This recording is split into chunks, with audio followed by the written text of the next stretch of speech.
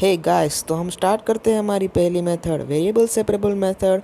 और variable separable method का हमें फॉर्म दिया गया हो, it is written in form of G of Y into D Y by D x is equal to F X. और हमें इनिशियल कंडीशन दी गई होती है Y of X zero is equal to Y zero. ठीक है, अब यहाँ से दोस्तों हमें करना है जी ऑफ वाई है उसको डी वाई की ओर ले जाना है, और यहाँ पर जो डी एक्स है उनको ले जाना है एफ एक्स की ओर। तो यहाँ पर मैं इंडिकेट कर देता हूँ। ठीक है, तो यहाँ पर हम जी ऑफ वाई को ले गए हैं डी वाई की ओर और एफ एक्स को ले गए डी एक्स की ओर। अब नाउ फ्रेंड्स, हमें लेना है दोनों side integration, so take integration on both side. Now friends, हम दोनों साइड इंटीग्रेशन लेंगे, तो अब integration ji of Y into D Y is equal to integration F x into D x.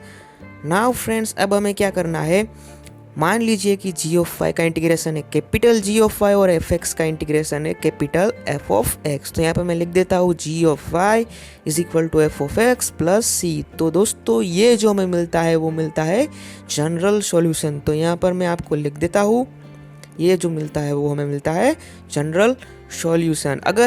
अगर हम पुट करते हैं हमारी इनिशियल कंडीशन को, तो हमें मिलता है पर्टिकुलर सॉल्यूशन। तो दोस्तों यहाँ पर जो ये जो है वो जनरल सॉल्यूशन है, और यहाँ पर हमें सी वाली टर्म मिलती है, इसलिए यहाँ इस सी को कहते हैं आर्बिट्ररी कांस्टेंट। यहाँ पे मैं लिख देता हूँ। ठीक है दोस्तों, अब यहाँ पर ले लेते हैं हम छोटा सा example, D Y by D x plus one half Y is equal to 3/2। तो हमारे पास बचेगी term 2 D Y by D x plus Y is equal to 3। Now friends, यहाँ पर हम y को उस साइड ले जाते हैं, तो y minus 3 is equal to minus 2 D Y by D x. अब फ्रेंड y माइनस 3 का जो है वो उसको हम ले जाएंगे डी वाई की ओर, और 1/2 को हम डी एक्स की ओर ले जाएंगे। ठीक है, बाद में हम ले लेंगे दोनों साइड इंटीग्रेशन। सो इंटीग्रेशन लेने को हमें मिलेगा minus 1/2 integration into D x is equal to integration 1/y minus 3 into D Y. Now friends, 1 का इंटीग्रेशन होता है x, तो minus 1/2 x is equal to, यहाँ पर इंटीग्रेशन मिलेगा ln y माइनस 3, और यहाँ पर हमें मिलेगा आर्बिट्ररी कांस्टेंट c। ठीक है फ्रेंड्स, तो ये वाला जो एग्जांपल है बिल्कुल ईजी एग्जांपल था, तो ये लोग आप कर सकते हैं। ठीक है दोस्तों,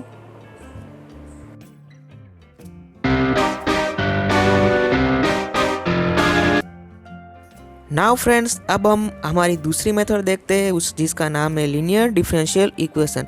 दोस्तों, लीनियर डिफरेंशियल इक्वेशन का हमें फॉर्म दिया गया होता है d Y by D x plus p of x into y is equal to g of x. दोस्तों, इस इक्वेशन को हम इक्वेशन नंबर 1 कह देते हैं। अब दोस्तों हमें फाइंड करना पड़ेगा इंटीग्रेटिंग फैक्टर। तो दोस्तों, इंटीग्रेटिंग फैक्टर किसे कहते हैं, how to find integrating factor. ठीक है दोस्तों, तो दोस्तों इंटीग्रेटिंग फैक्टर को हम आई एफ से डिनोट करेंगे, और उसका फॉर्मूला होगा e raise to integration p into D x. Now friends, अब हमें फाइंड करना होगा इसका सॉल्यूशन। तो इसका सॉल्यूशन को हम इस फॉर्म में लिख सकते हैं। तो इसका सॉल्यूशन होगा y into I F is equal to integration ji of x into हमारा integrating factor into D x plus c. यहाँ पर जो सी है वो इंटीग्रेशन करने के बाद पुट करना है दोस्तों। तो ये मेथड बिल्कुल ही ईजी मेथड है, तो आपको आ जाएगी। ठीक है, अब दोस्तों यहाँ पर हम हमारा दूसरा फॉर्म इसी इक्वेशन का देख लेते हैं। अगर हमें कोई ऐसा फॉर्म दिया गया हो d x by d y plus p x is equal to g of y. दोस्तों, यहाँ पर जो p है वो y का फंक्शन है। ठीक है, नाउ फ्रेंड्स, अब हमें फाइंड करना है हमारा इंटीग्रेटिंग फैक्टर। तो यहाँ पर इस फॉर्म में हमारा इंटीग्रेटिंग फैक्टर होगा e raise to integration p into D y. वहाँ पर क्या था, डी एक्स, तो ये ध्यान रखना है। ठीक है, अब दोस्तों हमारा सॉल्यूशन जो होगा वो ये होगा x into I F is equal to integration ji of Y into our integrating factor I F into D y, और हमारा जो आर्बिट्ररी कांस्टेंट है वो हमें इंटीग्रेशन करने के बाद पुट करना है। ठीक है दोस्तों, नाउ फ्रेंड्स, यहाँ पर हम ले लेते हैं एक इजी सा example, d Y by D x minus y is equal to cos x, और उसको कंपेयर करेंगे हमारे general form of linear differential equation d Y by D x plus p of x y is equal to g of x. यहाँ पर p है वो p of x का function है, यहाँ पर पी होगा वो -1 होगा और जी ऑफ एक्स है वो कोस एक्स होगा।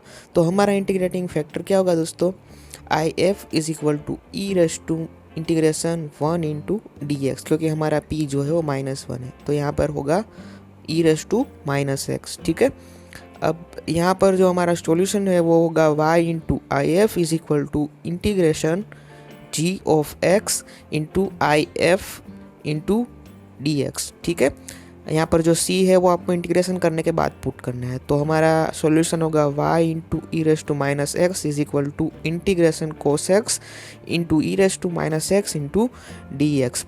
अब फ्रेंड्स यहाँ पर हमें integration cos x into e raise to minus x का इंटीग्रेशन फाइंड करना है। ठीक है, तो वो मैं जो है वो यहाँ पर डायरेक्ट ही पुट कर देता हूँ, आपको इजीली आ जाएगा, आप लोगों को खुद ही एक्सरसाइज में करना है। ठीक है, तो इसका इंटीग्रेशन होता है sine x minus cos x divide by 2 into e raise to minus x plus c. तो ये जो है वो हमारा सॉल्यूशन बन जाएगा। ठीक है, तो दोस्तों अब ये वाला जो इंटीग्रेशन है वो मैंने फाइंड किया है फ्रॉम इंटीग्रेशन बाय पार्ट्स, तो यहाँ पर मैं लिख देता हूँ फ्रॉम इंटीग्रेशन बाय पार्ट्स। तो ये वाली मेथड बिल्कुल ही इजी मेथड थी। So now let's go move on another method.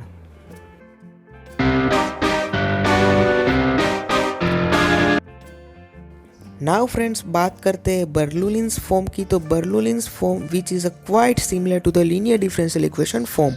तो बर्नौलीज फॉर्म होता है वो इस टाइप का होता है, d Y by D x plus p y is equal to q y raise to n. यहाँ पर वाई रेस टू एन है वो एक एक्स्ट्रा टर्म है जो लीनियर डिफरेंशियल इक्वेशन में नहीं था।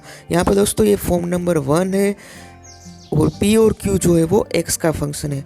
फ्रेंड्स अब हमें क्या करना है, इस वाई रेस टू n से दोनों साइड डिवाइड कर देना है, तो हमें q की सिंगल टर्म मिलेगी। ठीक है दोस्तों, अब हमें क्या करना है, y raise to minus n plus 1 को हमें v सपोज कर लेना है। ठीक है, अब लेना है हमें दोनों साइड डेरिवेटिव लेने से हमें ये वाली टर्म मिलेगी। ठीक है दोस्तों, नाउ हमें ये d Y by D x वाली टर्म मिलेगी।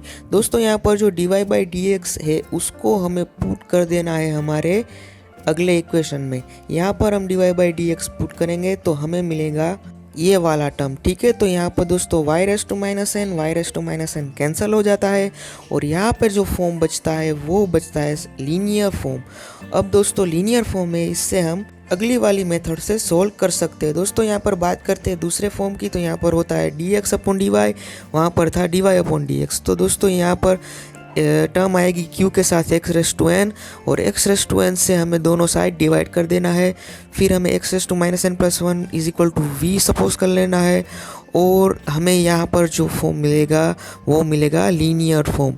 तो इसको भी लीनियर फॉर्म की तरह ही हमें सॉल्यूशन को फाइंड करना है। ठीक है दोस्तों, तो दोस्तों यहाँ पर ले लेते हैं हम छोटा सा example, d Y by D x plus y by x is equal to y square into sine x. दोस्तों यहाँ पर जो एक्स्ट्रा टर्म है वो है वाई स्क्वायर। तो दोस्तों वाई स्क्वायर से हम दोनों साइड डिवाइड कर देंगे। ठीक है दोस्तों, तो यहाँ पर साइन एक्स की सिंगल टर्म बचेगी। बाद में हम वाई इनवर्स को वी पुट कर देंगे और दोनों साइड हम डिफ्रेंशिएशन ले लेंगे। बाद में हम जो है d Y by D x की जो वैल्यू है वो पुट करेंगे पहले इक्वेशन में, तो यहाँ पर y माइनस टू दोनों कैंसिल हो जाएंगे और यहाँ पर जो हमें इक्वेशन मिलेगा वो v और x वेरिएबल में होगा। दोस्तों ये जो फॉर्म है वो लीनियर फॉर्म है और आप उसको आसानी से सॉल्व कर सकते हैं। Now let's move on another method.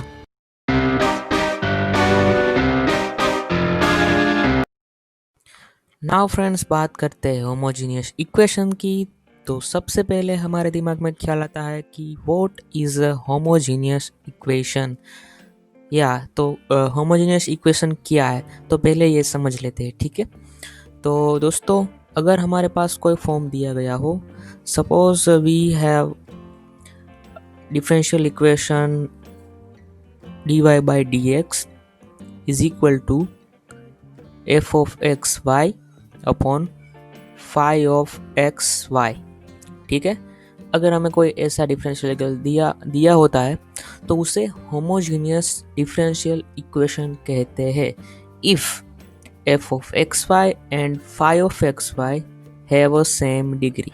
ठीक है, तो ये मैं आपको एग्जांपल से समझा देता हूँ कि कैसे होता है। तो मान लीजिए हमारे पास कोई डिफरेंशियल इक्वेशन है dy by D x is equal to 3xy plus y square upon x square plus 3xy। ठीक है, तो देखिए यहाँ पर दोस्तों, यहाँ पर न्यूमरेटर में आप देखिए तो y स्क्वायर है, तो यहाँ पर y की डिग्री है 2, यहाँ पर y की डिग्री है 1 और x की 1, तो यहाँ पर टोटल डिग्री हो गई 4। और हम डिनोमिनेटर में देखेंगे तो x की 1, y की 1 और x की 2, तो टोटल डिग्री हो गई 4। तो ये जो इक्वेशन है वो है होमोजीनियस इक्वेशन। ठीक है, नाउ फ्रेंड्स अब देखते हैं कि हमें डिफरेंशियल इक्वेशन दिया गया हो तो उसका सॉल्यूशन कैसे फाइंड करना है। ठीक है, अब मान लो कि suppose we have a differential equation dy by dx is equal to capital F x y, then we can write dy by dx is equal to x raised to n। ठीक है, तो यहाँ पर x रेस टू n भी हो सकता है या फिर x रेस टू कोई भी पावर हो सकती है या फिर वो कैंसिल भी हो सकती है। ठीक है, तो f of y by x। ठीक है, तो ये टर्म अगर हमारे पास होगी तो ये होमोजेनियस इक्वेशन होगा। ठीक है, then put y by x is equal to v and v is equal to v x is equal to y।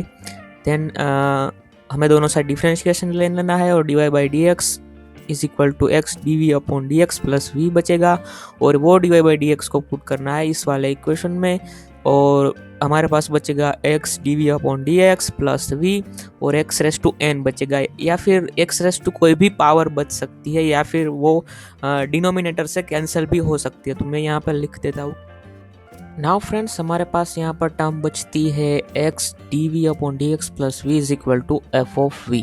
अब ये जो है ना वो बन गया है हमारा वेरिएबल सेपरेबल वाला फॉर्म, तो हम उस फॉर्म से इस वाले इक्वेशन को सॉल्व कर पाएंगे। तो अब यह मैं यहाँ पे लिख देता हूँ कि now we can solve separable method. ठीक है, ओके। तो दोस्तों यहाँ पर ले लेते हैं हम छोटा सा example, D Y by D x is equal to 3xy plus y square upon x square plus 3xy। अब यहाँ पर दोस्तों मैं न्यूमरेटर से एक्स स्क्वायर कॉमन ले लेता हूँ तो मेरे पास बचेगी क्या term 3y by x plus 1 upon, यहाँ पर डिनोमिनेटर में भी एक्स स्क्वायर कॉमन ले रहा हूँ तो यहाँ पर बचेगा 1 प्लस 3y बाई एक्स। यहाँ पर एक्स स्क्वायर जो है वो कैंसल हो जाते हैं और सॉरी दोस्तों यहाँ पर y square by x square होना चाहिए। ठीक है, तो ये आप देख लेना। नाउ फ्रेंड्स हम क्या करेंगे, d Y by D x is equal to हम क्या लिख सकते हैं 3y by x plus y by x whole square upon 1 plus 3y by x. Now friends अब आपको क्या करना है, y by x is equal to v consider कर लेना है। तो मैं यहाँ पर लिख लेता हूँ कि let take y by x is equal to v, तो y is equal to x v हो जाएगा। अब हम दोनों साइड लेंगे डिफरेंशिएशन, तो डायरेक्ट मैं यहाँ पर लिख रहा हूँ d Y by D x is equal to x into d v upon d x plus v. अब ये डी वाई डी एक्स को मैं ये वाला फॉर्म मिल गया। ठीक है, ये वाला पूरा फॉर्म मिल गया। तो अब मैं ये d Y by D x वाला जो फॉर्म है उसको मैं पुट करूँगा हमारे पहले इक्वेशन में। तो मेरे पास क्या बचेगा, x d v upon d x plus v is equal to, यहाँ पर देखिए यहाँ पर y by x is equal to v ले लिया है मैंने, तो 3v plus v square upon 1 plus 3v। ठीक है, अब ये जो फॉर्म बन गया है वो सिर्फ फंक्शन y और फंक्शन सॉरी v और x का ही सिर्फ फंक्शन बच गया है। ठीक है, तो यहाँ से अब हम क्या करेंगे, v को यहाँ पर मैं दोबारा लिख लेता हूँ वो term x d v upon d x plus v is equal to 3v plus v square upon 1 plus 3v okay, अब मैं v को उस साइड इक्वल टू के उस साइड ले जाता हूँ, तो मेरे पास बचेगा 3v plus v square upon 1 plus 3v minus v। अब यहाँ से बिल्कुल कॉमन मैथमेटिकल स्टेप है, minus v minus 3v square upon 1 plus 3v। अब मेरे पास बचेगा dv अपॉन dx is equal to 2v। यहाँ पर बचेगा मेरे पास 2v और 2v minus 2v square. Okay, और डिनोमिनेटर में बचेगा 1 प्लस 3v। ठीक है, तो ये जो हमें फॉर्म मिल गया वो इससे हम इसको हम आसानी से सॉल्व कर सकते हैं वेरिएबल सेपरेबल मेथड से। ठीक है, x को ले जाना है dx की ओर और ये v वाला टर्म है उसको ले जाना है dy की ओर। तो आप ये सॉल्व कर सकते हैं वेरिएबल सेपरेबल मेथड से। तो यहाँ पे मैं लिख देता हूँ, now this differential equation is solve, we can solve by separable method. ठीक है दोस्तों, तो ये मेथड भी बिल्कुल इजी थी। ओके,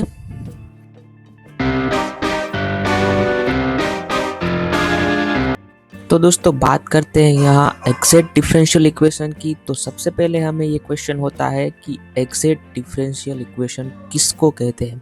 तो यहाँ पे मैं लिख देता हूँ, what is a exact differential equation. So friends, exact differential equation किसे कहते हैं, अगर हमारे पास ये वाला फॉर्म दिया गया हो m into D x plus n into D Y is equal to 0। तो अगर ये वाला दिया गया हो और मतलब is a called exact differential equation if del m upon del y is equal to del n upon del x। दोस्तों यहाँ पर जो डेल ऑपरेटर है वो यहाँ पर डिनोट करता है कि ये जो है आपको पार्शियल डेरिवेटिव लेना है। ठीक है, with respect to x and with respect to y respectively. ठीक है दोस्तों, तो यहाँ पर जब ये क्वांटिटी सेम होगी उस इक्वेशन को हम कहेंगे एग्जैक्ट डिफरेंशियल इक्वेशन। ठीक है, तो यहाँ पर हम एक छोटा सा एग्जांपल देख लेते हैं और पता करते हैं कि ये एग्जांपल जो है वो एग्जैक्ट है या नहीं। तो यहाँ पर देखिए दोस्तों, dx का जो कोफिशिएंट है उसको हम कहेंगे m और dy का कोफिशिएंट है उसको कहेंगे n। तो सो फ्रेंड्स, अब हमें लेना है दोनों साइड m और n का partial derivative with respect to y। m का लेंगे तो बचेगा 0 plus 6x square y minus 6x y square. ठीक है, अब लेंगे del n upon del x, तो हमारे पास बचेगा 6x square y minus 6x y square. तो ये दोनों जो है वो सेम हो गए। तो दोस्तों ये जो क्वांटिटी है वो सेम हो जाती है, तो अब हम कह सकते हैं कि ये डिफरेंशियल इक्वेशन है वो एग्जैक्ट डिफरेंशियल इक्वेशन है। ठीक है दोस्तों, अब दोस्तों हमने ये तो फाइंड कर लिया कि एग्जैक्ट डिफरेंशियल इक्वेशन किसे कहते हैं, लेकिन हमने डिफरेंशियल इक्वेशन के सॉल्यूशन के बारे में तो कुछ अभी पता ही नहीं है। तो हम वो फाइंड करते हैं कि what is a solution of a differential equation if it is exact. अगर वो एग्जैक्ट है तो उस डिफरेंशियल इक्वेशन का सॉल्यूशन क्या होगा। ठीक है, तो यहाँ पर दोस्तों ध्यान से इस वाले फॉर्मूला को देखना, क्योंकि ये वाला फॉर्मूला बहुत ही इम्पोर्टेंट है और बहुत बार एग्जाम में भी पूछा जाता है। इसी पर बेस्ड क्वेश्चन होते हैं। m इंटू dx, जहाँ पर आपको y कांस्टेंट लेना है, और प्लस जहाँ पर y कांस्टेंट लेना है, plus integration n into dy, जहाँ पर आपको x की टर्म जो है वो नहीं लेनी है, तो not containing any terms of x।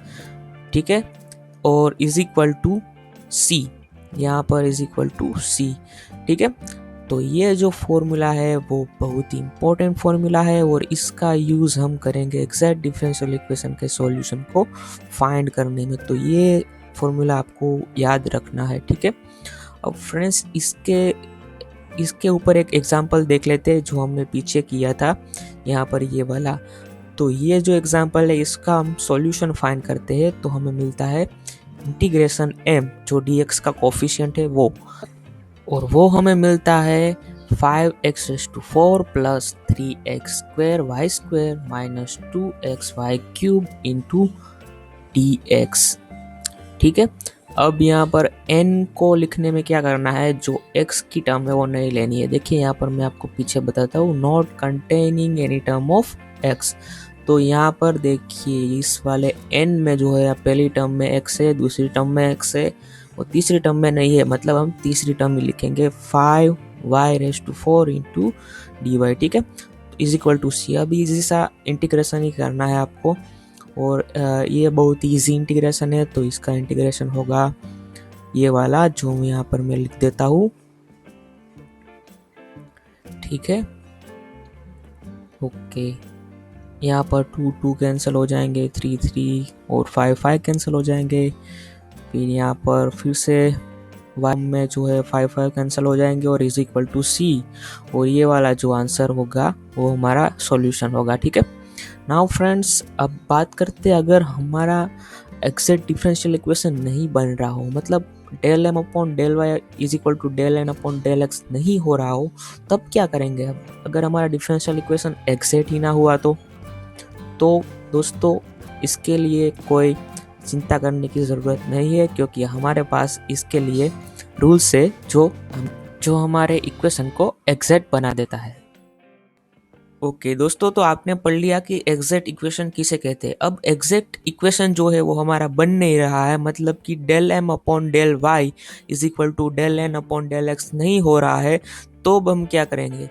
तो उसके 4 रूल है हमारे पास। तो उसको कहते हैं equation reducible in the exact equation. वो कैसे हमें रिड्यूसिबल करना है एग्जैक्ट इक्वेशन में, तो हमें कोई ऐसा फैक्टर जनरेट करना है जिसे हम m और n से मल्टीप्लाई करेंगे तो वो हो जाएगा एग्जैक्ट इक्वेशन। कैसे होगा, तो यहाँ पर कुछ रूल है। तो यहाँ पर रूल नंबर 1 है del m/del y minus del n/del x, मतलब जो मैं del m/del y फाइंड किया था और del n/del x फाइंड किया था वो सेम नहीं आ रहे थे, ठीक है। तो अगर हम इसका सब्सट्रैक्शन कर उनको n से डिवाइड करते हैं और वो फंक्शन जो है वो x का फंक्शन, सिर्फ x का ही फंक्शन होता है, जिसमें y जो y है वो नहीं होता है, तो उसको x का फंक्शन कहते हैं, ठीक है। अगर ये होता है तो उसका इंटीग्रेटिंग फैक्टर होता है ये वाला if is equal to e⁻⁻⁴ into dx, ठीक है। तो इस इंटीग्रेटिंग फैक्टर से हम दोनों ओर मल्टीप्लाई करेंगे m और n को, और जब हम देखेंगे del m/del y और del n/del x तो दोनों सेम आ जाएंगे। दोस्तों आपको पता है कि जब भी del m/del y और del n/del x जब सेम हो जाते हैं तो आप लोग फॉर्मूला का यूज़ करके आप डायरेक्ट ही इक्वेशन में m और n की वैल्यू जो है वो पुट कर आप इंटीग्रेशन फाइंड कर सकते हो और उसका डिफरेंशियल इक्वेशन का सॉल्यूशन हमें मिल जाता है, ठीक है। तो दोस्तों ये था रूल नंबर 1। तो रूल नंबर 1 का यहाँ पर एक एग्जांपल देख लेते हैं। यहाँ पर ये वाला, तो ये वाला एग्जांपल में देखिए यहाँ पर m इज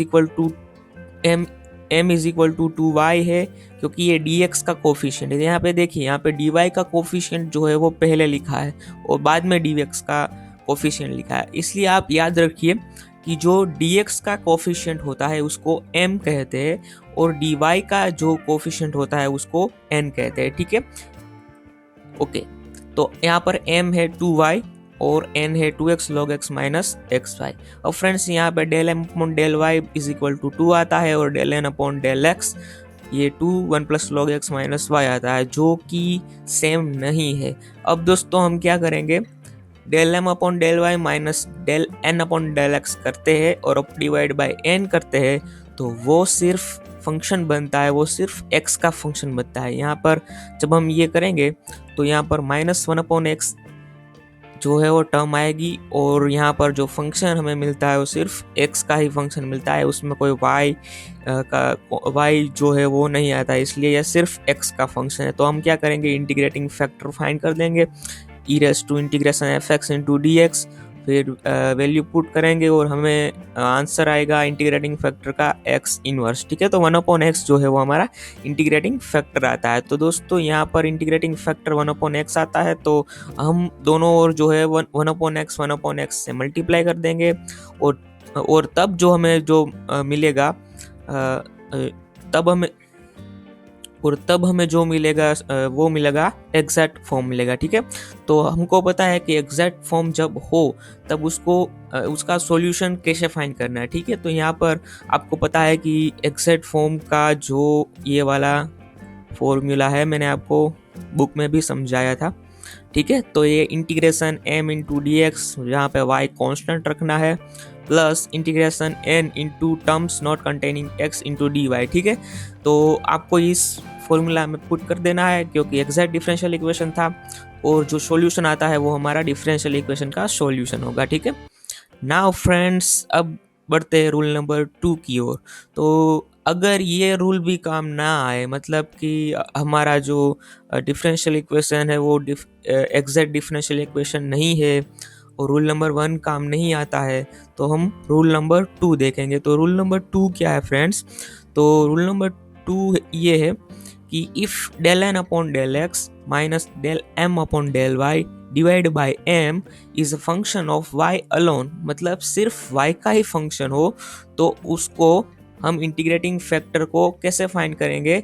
तो वो होगा हमारा integrating factor e raise to integration f y into D y, जहाँ पर एफ वाई जो है वो वाई का फंक्शन है। ठीक है, यहाँ पर छोटा सा एग्जाम्पल देखकर हम समझ जाते हैं कि यहाँ पर ये जो है उसको सोल्व करना है। तो यहाँ पर दोस्तों m है वो ये होगा Y raise to 4 plus 2y, और n है वो होगा x y cube plus 2y raise to 4 minus 4x।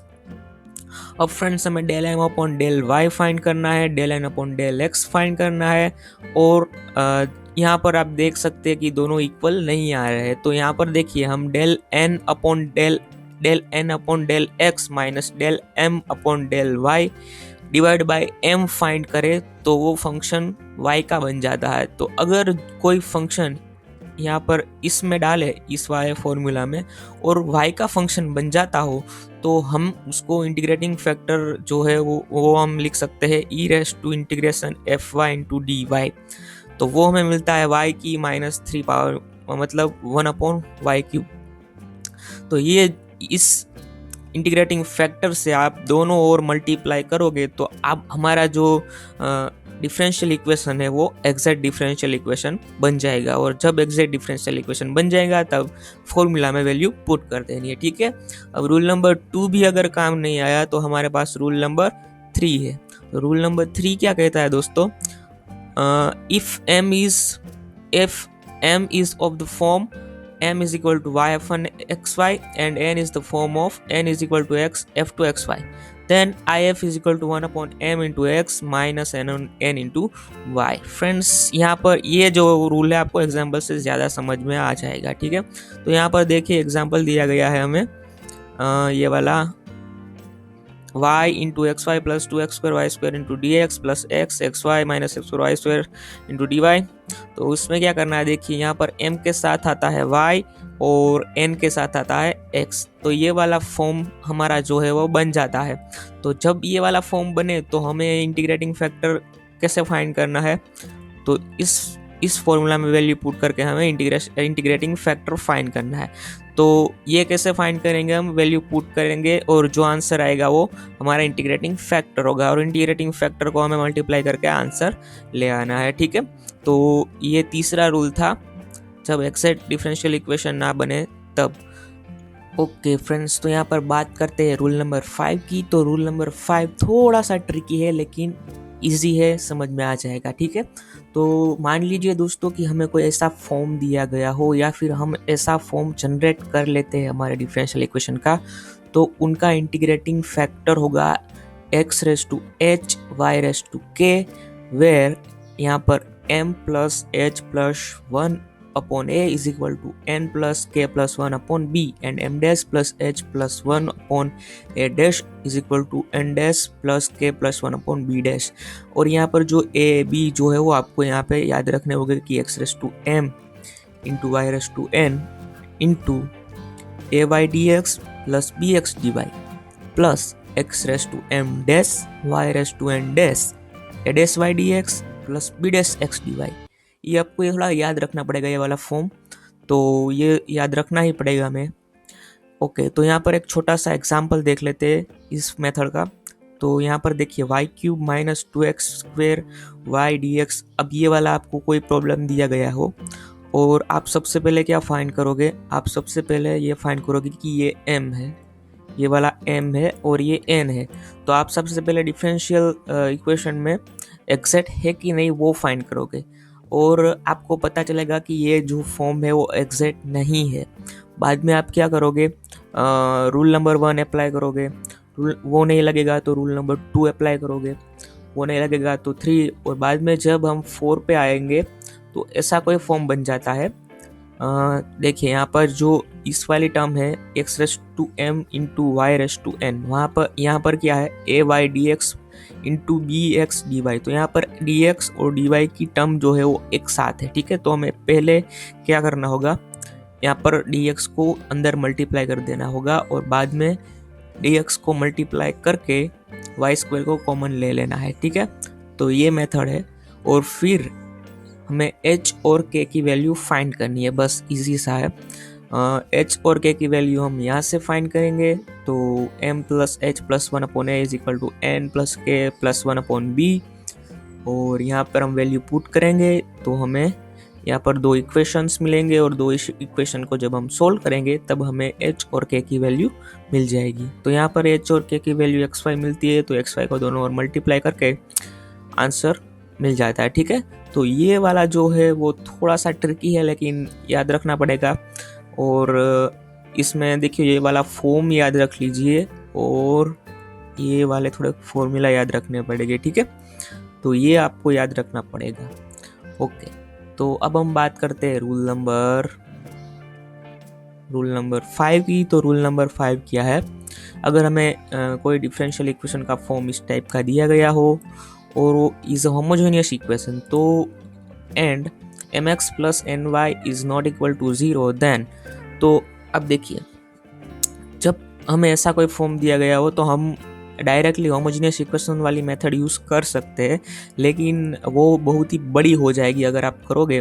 तो यहाँ पर एग्जैक्ट अगर नहीं आ रहा हो m into D x plus n into D y, तो हम इंटीग्रेटिंग फैक्टर वाला मेथड यूज़ करते हैं। तो इंटीग्रेटिंग फैक्टर हम रूल 5 में कैसे फाइंड करेंगे, 1 upon m x plus n y is integrating factor. अब देखिए मेरे पास कोई ऐसा फॉर्म दिया गया हो m into D x plus n into D Y is equal to 0 और वो होमोजीनियस इक्वेशन बन जाता है और m x plus n y does not equal to 0 होता है, तो 1 upon m x plus 1 plus n y वो इंटीग्रेटिंग फैक्टर होगा। दोस्तों यहाँ पे एग्जाम्पल से समझ लेते हैं डायरेक्टली।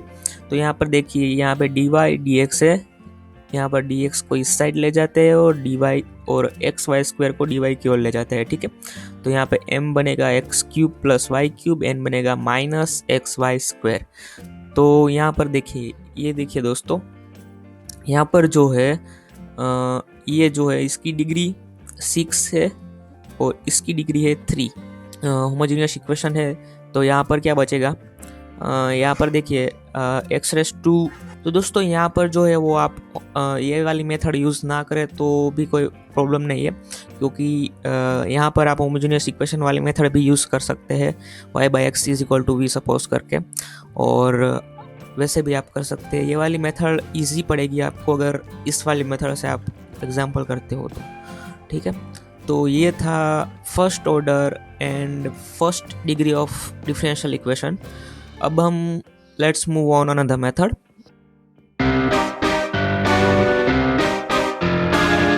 सो फ्रेंड्स, अब बात करते हैं हमारी आखिरी मेथड की, equation of first order and higher degree. मतलब आपका जो डिफरेंशियल इक्वेशन होगा उसकी डिग्री एक से ज़्यादा होगी और ऑर्डर 1 ही होगा, ठीक है। तो उसमें आप डिफरेंशियल इक्वेशन को कैसे सॉल्व करेंगे, तो सबसे पहले आपको क्या करना है, dy/dx को हमें p डिनोट कर देना है। फिर हमें अलग अलग केसेस से हमें सॉल्व करना है। यहाँ पर 4 केसेस आपको दिए गए हैं, मैं बारी बारी से आपको समझाता हूँ, ठीक है। तो यहाँ पर पहला केस है इक्वेशन सॉल्वेबल फॉर p, मतलब आपको कोई x और p का कोई टर्म आ गया हो, तो उसमें क्या करना है, p को ऑब्जेक्ट बना लेना है और फिर p को फिर से dy/dx पुट कर देना है और फिर वेरिएबल सेपरेबल मेथड से इसको सॉल्व कर देना है। तो यहाँ पर y इज इक्वल टू जो आएगा वो हमारा सॉल्यूशन होगा। तो ये केस 1 बहुत ही आसान है। यहाँ पर इक्वेशन सॉल्वेबल फॉर y देखते हैं। तो यहाँ पर क्या करना है दोस्तों, यहाँ पर आप देखिए हमें x, y और p की टर्म आती है यहाँ पर। तो जब भी हमें y की टर्म दिखे तो हमें सबसे पहले दोनों और डेरिवेटिव ले लेना है। तो यहाँ पर हम with respect to x derivative लेंगे तो यहाँ पर dy/dx हो जाएगा और यहाँ पर dy/dx होने से यहाँ पर इसको हम p लिख सकते हैं, ठीक है ना। तो हमने डिनोट किया था यहाँ पर dy/dx is equal to p। So यहाँ पर हम p लिख सकते हैं। बाद में क्या करना है, हमें सिंपल सा है, p की वैल्यू फाइंड कर लेनी है। तो यहाँ पर देखिए dp/dx इज इक्वल टू 0 और ये वाला इज इक्वल टू 0, मतलब ये वाला टर्म 0 या फिर ये वाला टर्म 0। तो आपको पता है कि dp/dx कब 0 होता है, कोई किसी का भी डिफ्रेंशिएशन कब 0 होता है, जब वो कोई आर्बिट्ररी कांस्टेंट हो, ठीक है। तो यहाँ पर देखिए हम p is equal to arbitrary constant मिल गया। तो अब हम क्या करेंगे, इस p की वैल्यू जो है वो इस इक्वेशन में पुट कर देंगे तो डायरेक्ट हमें सॉल्यूशन मिल जाएगा। देखिए यहाँ पर p की वैल्यू पुट करने से डायरेक्ट मिल जाएगा सॉल्यूशन, ठीक है। अब बात करते हैं केस 3 की। तो केस 3 है इक्वेशन सॉल्वेबल फॉर x। तो इसमें क्या करना है आपको, ये बिल्कुल इसी की रेसिप्रोकल मेथड है, मतलब यहाँ पर y में सॉल्व किया है, यहाँ पर x में सॉल्व करना है। तो इसमें क्या करना है, x को जो है ऑब्जेक्ट बना लेना है, फिर विथ रिस्पेक्ट टू y हमें डेरिवेटिव ले लेना है विथ रिस्पेक्ट टू y। अब यहाँ पे with respect to y derivative लेंगे तो यहाँ पर 1/p आएगा और उसको आप जब सोल्व करोगे तो यहाँ पर p की वैल्यू जो आएगी, ये वाली जो वैल्यू है वो p की वैल्यू है। तो p की वैल्यू आपको पुट कर देनी है हमारे इस वाले इक्वेशन में। तो इस इक्वेशन में आप p की वैल्यू पुट करोगे तो भी आंसर आ जाएगा, ठीक है। तो अब आपको डिसाइड करना है कि मैं केस 2 से सोल्व करता हूँ या केस 3 से। मेरा मानना तो यही है कि आप केस 2 से ही सोल्व करें क्योंकि वो इजी होगी आपके लिए, केस 3 से ना जाए। अब बात करते हैं दोस्तों केस 4 की। तो उसको कहते हैं क्लेरुट इक्वेशन। अब क्लेरुट इक्वेशन किसे कहते हैं, अगर हमें कोई ऐसा फॉर्म दिया गया हो डिफरेंशियल इक्वेशन में y is equal to px plus f of p, मतलब y is equal to px plus p क्या कोई भी फंक्शन हो, तो उसको कहते हैं क्लेरुट इक्वेशन। तो दोस्तों क्लेरुट इक्वेशन को हम सॉल्व करेंगे तो हमें क्या करना होगा, पहले दोनों ओर डिफरेंशिएशन ले लेना होगा और फिर dy/dx is equal to p put कर देना है। और फिर आप जब ये वाला टर्म जब आप लोग करेंगे तब p इज इक्वल टू कोई कांस्टेंट आ जाएगा। अब जब p is equal to constant आएगा तब आपको p की वैल्यू इसमें पुट कर देनी है यहाँ पर। तो ये वाला सीधा आंसर हो जाएगा, हमारा सॉल्यूशन हो जाएगा। और इसको आप रट्टा नहीं मारना है, आपको इसी वे में जाना है, ये कोई याद रखने की ज़रूरत नहीं है आपको। तो ये थी क्लेरुट इक्वेशन मेथड। सो फ्रेंड्स, यहाँ पर जो हमारा ये पूरा सॉल्यूशन का पार्ट है वो ख़त्म हो जाता है। तो अब हम मिलेंगे अगले लेक्चर्स में। तो दोस्तों अगर आपको मेरी वीडियो अच्छी लगी है तो वीडियो को कीजिए लाइक, मेरी चैनल को कीजिए सब्सक्राइब और ज़्यादा से ज़्यादा शेयर। तब तक के लिए अलविदा दोस्तों।